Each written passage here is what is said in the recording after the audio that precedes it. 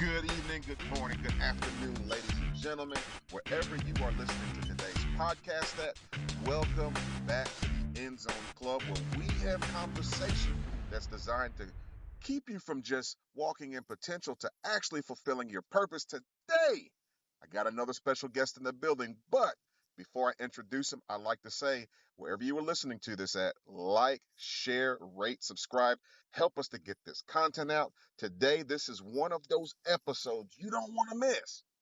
So with that said, I have a special guest in the building, none other than Mr. Kevin Nickerson. How you doing, my What's man? up, Anthony, man? How you doing, brother?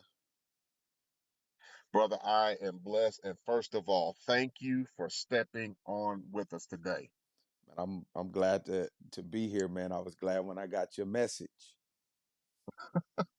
It's so crazy because I am a fan of the NFL and sports period at heart. And over the years, of course, like most guys, I had aspirations of playing in the league. Wasn't that good, but I still had aspirations.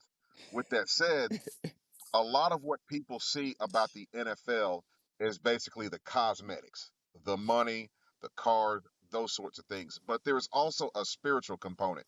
Where do you come in with this? Man, I'm fortunate to be one of 32 chaplains in the NFL. So I serve as the spiritual leader or the spiritual guide for the Los Angeles Rams, man. And there's 32 of us in the league, and yeah, that's where I come in at. Now, I do want to rewind this a little bit because a lot of people don't know that there is a spiritual component to the game. Yeah. What is that like? Can you kind of take us behind the scenes on the day to day of what a chaplain does and just the preparation and the time and how all of that ties together? Yeah, well, just to keep it simple, it's like building a church.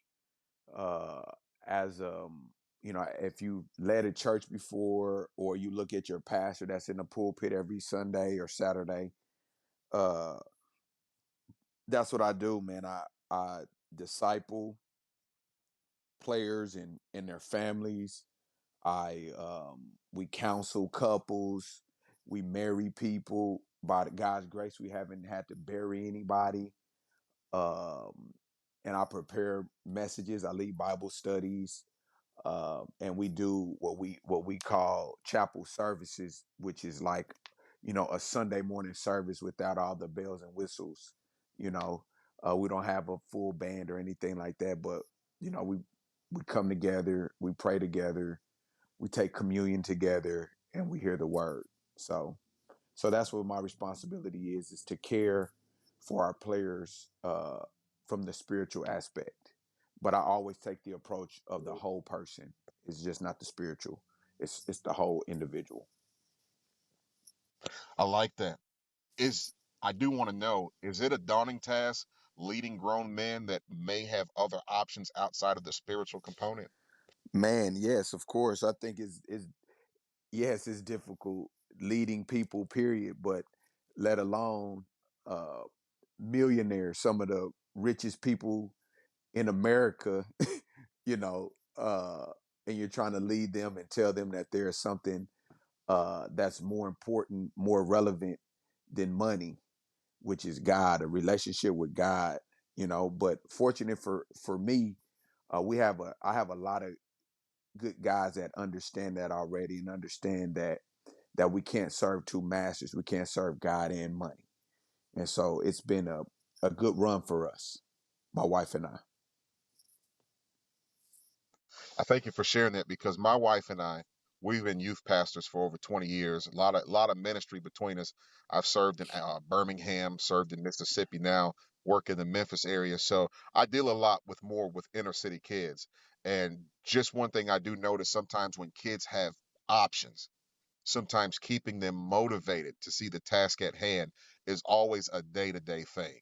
And that's one of the reasons I asked you that. But moving forward in the conversation, I am curious, like, is being a chaplain something you always envisioned? Is it something that you fell into? Like, take me through that process of how you got to where you are now. Man, ministry wasn't even on my radar for a long time. And I tell this story all the time. when people ask how my wife and I met. But one of the things that she asked me was, "What is your ministry?" And I was like, "I don't have no ministry. Ministry is what? Man, I play football, and that's what I do." But then I come to find out that football could be my ministry, right? And so Okay. ministry was not a part of my plan. Being a chaplain for an NFL team was like the furthest from my mind, but the opportunity presented itself, and it was actually an opportunity that I was not looking for. Um, Initially, I was just going to help um, the chaplain that was supposed to be the chaplain for the Los Angeles Rams when they moved out here, and things kind of fell through with that individual. And then at that time, I was leading an organization, the Fellowship of Christian Athletes, and I started. Very familiar. Yeah, I started. We started interviewing potential candidates for the the chaplain position. Uh, I wanted to be a part around to help and to serve in any capacity that I wanted to, but because of my role and my responsibility as the director of all of LA County, it would have been a daunting task. However, just over that process, because it was a quick process. Remember, they moved from St. Louis to LA. They did that in a matter of a Oh yeah. few months, and so they needed to get all the Quickly. pieces in place. And so everything happened fast. So we were doing the interviews, and people were talking to players and coaches and the upper brass of the organization. And the day of the first preseason game in the Coliseum, our director of player engagement at the time, Leroy Glover, pulled me out of chapel and said, "Hey man, Yes, sir. we want you to be the chaplain for the Los Angeles Rams." And I was like, "But what about my role and responsibility?" He said, "Don't worry about that. We're going to figure that out." What about this individual? Yes, he was fantastic, but uh, we want you to be our chaplain. And so that's how I became the chaplain of the Los Angeles Rams. The short story. There too. Yeah, and that's a good, powerful story, honestly, because there are two things that really stood out. And the first one is that purpose prevails. And we'll get into that for a moment because I heard you say that you were playing football. Yes. That's another conversation. And then the second is the Bible talks about a man's gift Yeah. makes room for him. Sometimes when it comes to potential and purpose and destiny, there are things that we are doing that, maybe 5 years ago we didn't even know this was an option. Hmm. So let's rewind your highlight tape a little bit. You were talking about playing football and purpose and all of these powerful words. What in your background prepared you for this moment? Like what prepared you for ministry? Man, I mean that's a I don't know if that's a tough question, but again, like me being in ministry is a total God thing. Because my background, I'm born and raised in Kansas City, from the inner city of Kansas City, not from the suburbs. I'm Hmm. from the city. I went to Kansas City Central High School, 3221 Indiana. If anybody knows Okay. Kansas City, then they know that that's, in the middle of the neighborhood. And so that's my background. And so, I was born and raised in church. I knew of God, but you know how it is, man. Um, Oh, yeah, definitely. so I didn't necessarily walk with God the way that I should have and I could have for the early part of my years. And so my preparation in ministry probably came after I was called to ministry, really. You know, um, I encountered God powerfully when I was 22 years old, February 1st, 2003. And then 2 years later, the call of God was on my life. And so preparation for ministry, maybe my life experiences, the things that I've encountered, the things that I've endured, the things that I've seen, some of the things that I've actually lived, actually plays a part in the way that I minister to our athletes, whether they are NFL athletes, Mhm. high school, middle school, elementary. because again, uh, we all have different experiences. We all have similar pasts and backgrounds, and so I just use my life experiences as uh, tools for my ministry. If that makes sense, I don't know if I answered the question. No, that makes perfect sense.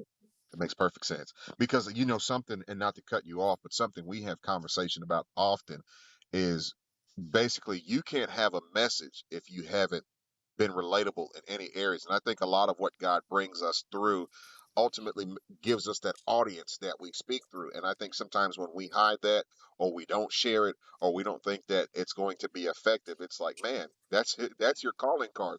So I can definitely relate. In just a couple of episodes, I was talking about the community I grew up in. You basically had one of four options. You were going to join one of the two major gangs.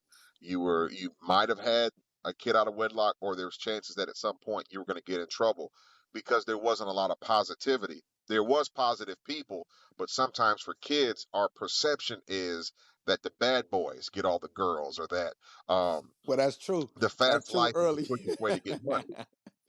See what I'm saying? Yeah, but that's true early, because that's true. The bad boys early, especially when we were in high school, middle school, man, they got all the girls, Mhm. man. But at the end of the day, man, we always win. We win. And that's why my kids now probably think I'm square, but we have kind of seen where this goes. We know how it turns out. So it's not weird when we're presenting this idea that there is another way of living. Come on now.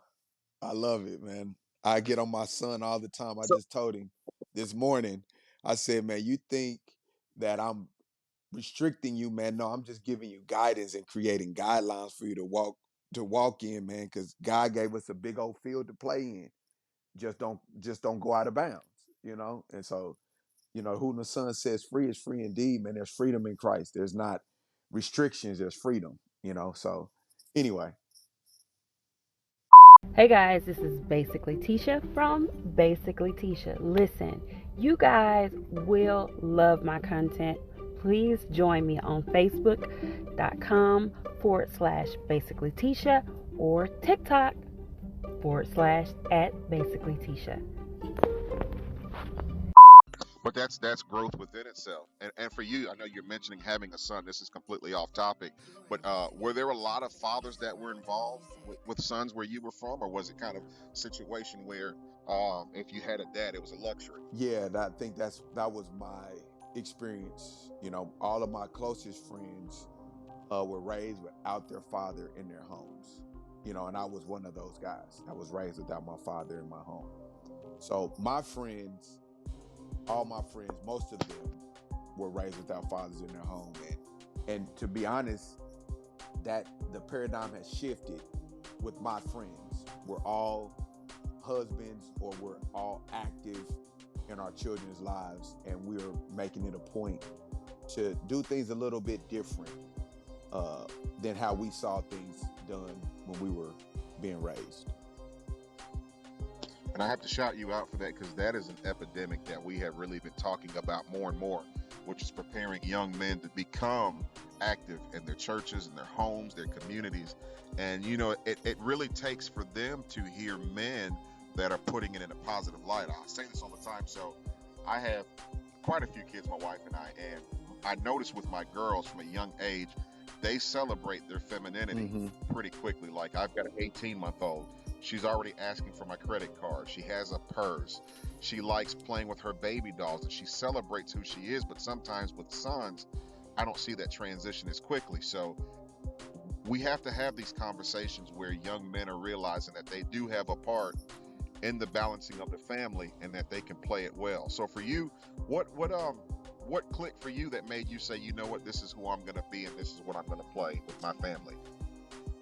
Oh man, really just the call of God on my life, and my relationship with the Lord, and understanding that I have a grave responsibility of raising young people. I have 4 children, right? I have a wife that we'll be married for 18 years on January 22nd, which again, I wasn't raised seeing a healthy marriage, right? I wasn't raised that way.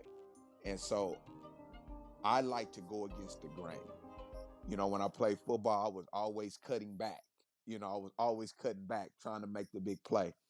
And so I think it was just the relationship that I have with God, and understanding the role, and really trying to provide the best that I can for my children and for my wife that I didn't have, you know. And so I think that was the thing that drives me, and really just gave me purpose in my marriage, and also in my parenting. I just wanted to provide what I didn't see for my children. And thank you for sharing that, because I think it gives a lot of people hope that, especially even if you didn't see, as you're saying, healthy relationships or fulfillment in that area, just knowing that if you're putting in the work and you're putting God first, that it's still possible, even if you are a first generation leader. I could stay on this portion of the conversation for a long time, but I'm not going to hold your time. So I want to fast forward from where you come from to the Super Bowl moment. As a 49er fan, I do have to say it did hurt me that y'all had to beat us to get to the Super Bowl, but how big of a moment was that for you as a chaplain? Man, it was a great moment. It was a fantastic moment. And so the funny thing is, or not the funny thing is, but it is funny because I have uh two of our dear friends, man. They're diehard San Francisco fans, and you know, I'm gonna be honest, the San Francisco 49ers, they've had our number the last couple of years, Mhm. and they talk all of that trash, and I just say this, you know, when it mattered the most, we did what we needed to do to get where we needed to get to. And we didn't fumble the bag when we got there. So, um, all you 49er fans, you guys are amazing. I have a great respect for what you do and who you guys are. But it was a wonderful moment to be able to go to the Super Bowl and to be able to beat the 49ers in the process. So yes, it felt really good, and it was a wonderful, wonderful feeling. That's honestly that wasn't what I wanted to hear, but I mean, it's real. And I do have to say, that was the first time that I got a chance to see your ministry on the forefront. It's crazy because I'm listening to your story. There's a lot of parallels between your experiences, mine. I was sharing with you off air. You used to spend a lot of time in Kansas City. And around 2014, I wanted to become a chaplain. So I started dealing with the University of Mississippi, Ole Miss. There was a chaplain there at the time under Hugh Freeze, and he turned me on to a lot of things, that portion. But God kind of pivoted our ministry in a different direction where we became more in the youth pastor, and we do the youth pastor role, and we do a lot in the community as a result. But anyway, with that said, I always like to end every episode on Hold a on one high note. second, though. Hold on one So, second. And was the chaplain Jonathan Rainey at the time? it was Jonathan Oh, okay, Powell. okay. I thought it was Jonathan Rainey. I was going to say he was there at Ole Miss for a time too.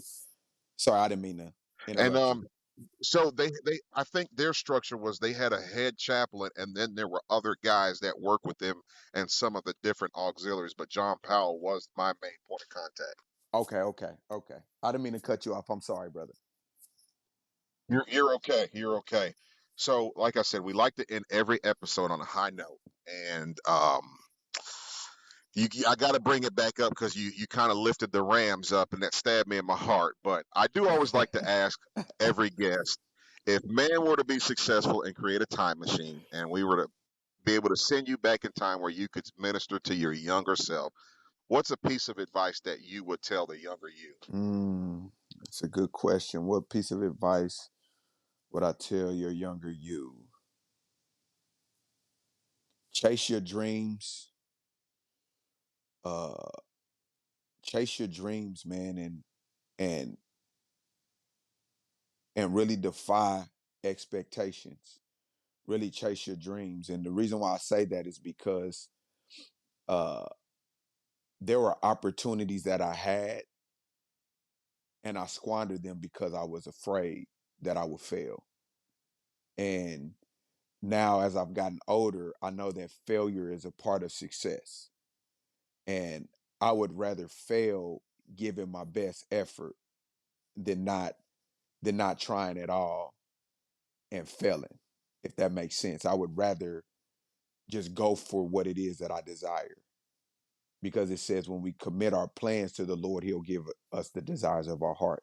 And so again, I was out of alignment younger.